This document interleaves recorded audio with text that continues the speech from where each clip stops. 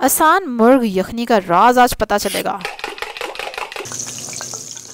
बिस्मिल्लाहिर्रहमानिर्रहीम, अस्सलाम वालेकुम, वेलकम टू माय चैनल। और आज हम ज़बरदस्त सी मुर्गी की यखनी बना रहे हैं। 1 किलो चिकन है और जिसको आपने अच्छी तरह से धो के पानी डाल के जितनी यखनी बनानी है उतना आपने रख दिया है। 3 दरमियाने प्याज डालेंगे, 1 लहसुन की पोथी डालेंगे आप इसमें, और उसके बाद इसमें जाएगा बड़ा ही ज़बरदस्त मसाला जो कि है सूखा धनिया, जो कि मस्ट है यखनी के लिए, ठीक है। और एक और मसाला जो इसके साथ ही हम शामिल करेंगे, गैस करें ज़रा, वो है सौंफ। 1 टेबलस्पून सौंफ आप इसमें डालेंगे।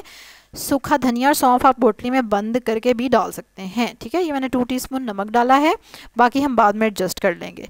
अब इसको आपने हल्की आंच पे पकने देना है और तकरीबन 1 घंटा ये आराम से यखनी बनती रही है। और आप देखें इसका कलर और इसकी खुशबू इतनी ज़बरदस्त। और सर्दियों के मौसम में गरम गरम यखनी जो कि आपको आपके जिस्म की टकोर भी करेगी और आपका गला वगैरह और नज़ला ज़ुकाम भी ठीक कर देगी। बच्चों को ये बहुत मज़े की लगती है। मेरे बच्चों ने बड़े शौक़ से ये पी थी। और इसी यखनी को आप यखनी पुलाव बनाने के लिए भी यूज़ कर सकते हैं। सिर्फ आपने इसके मसाले याद रखने, और आपने देखा कितने कम थोड़े से मसाले हमने इसमें डाले हैं और मज़ेदार आसान यखनी तैयार।